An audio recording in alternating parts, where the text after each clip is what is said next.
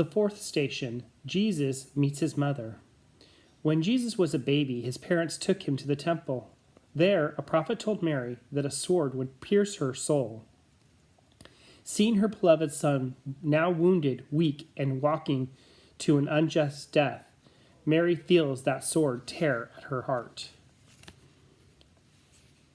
Jesus, amid the crowd, filled with mocking and curious and indifferent faces, one face stands out. It is the face of your sorrowful mother, Mary.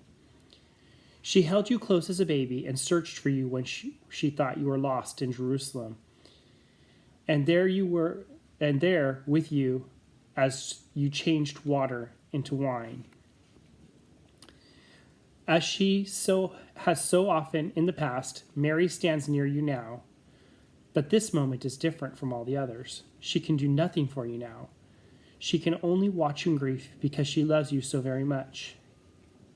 I suppose all parents must sometimes look at their own children with the same sadness. When we are sick, when we are running down harmful paths, when we refuse to listen, our parents feel it because they love us.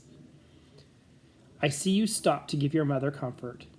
Help me stop on my journey and let my parents in to give me comfort. Help me to love them by being open to their love and support. Amen.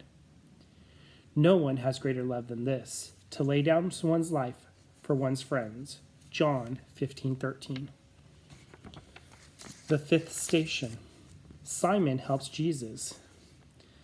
The cross only gets heavier with every step. The guards pull a man named Simon out of the crowd and put the crushing weight of the cross on his shoulders. Not that they care about Jesus, but they have a job to do. They have to get him to the place of crucifixion. Jesus, I wonder if the man named Simon knew you at all. He wasn't one of the 12 disciples. Maybe he had never even heard of you before that day. He didn't volunteer to help you either. He was forced into it by the armed soldiers. But despite all that, despite being a stranger pulled in to help against his will, for a moment, a burden on you was lifted. Every day of my life puts me in the presence of people I've never met before and will never see again, at school, at work, at the mall, at a game.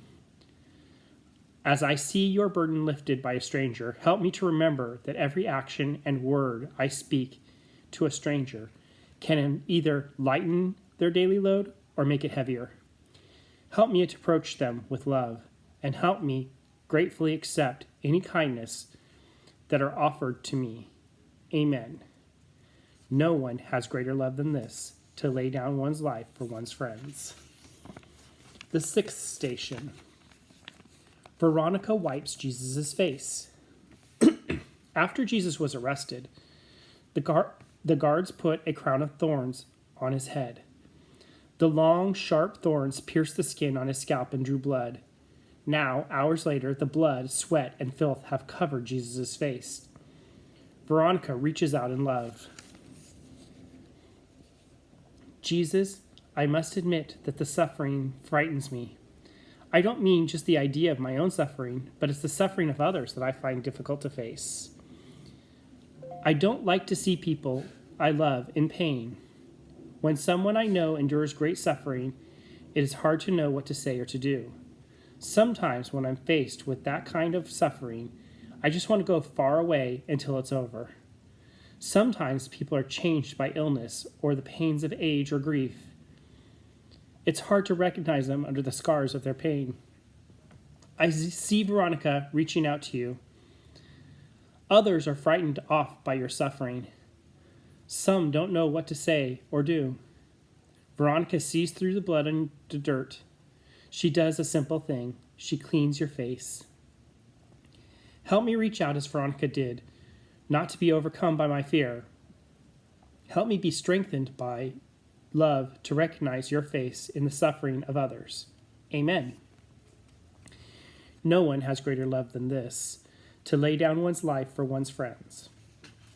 John 15:13. The seventh station. Jesus falls for the second time. Just a few days ago, people were cheering when Jesus entered the city. The feeling is different now. Jesus is condemned as a criminal, and hardly anyone seems to be on his side. He falls again. Does anyone care? Jesus, I see people fall every day. Kids I know struggle in school. They make mistakes. They lose games and forget their lines on stage. They have family problems and dread going home at night. My parents get stressed out because of all the things that they have to do. They lose their temper with me. Sometimes I deserve it. Sometimes I don't. When I think of all of this, sometimes I feel let down by the way people disappoint me. I watch them fall, and it makes me angry or feel superior or even laugh at them. I see you're surrounded by pressure and cruelty, falling down under the weight of it all. I'm sorry to see you fall. When I see other people fall in my life, help me remember you and be more understanding with them. When those I know fall, help me react with compassion and desire to help. May love move me to care. No one has greater love than this, to lay down one's life for one's friends. John 15:13.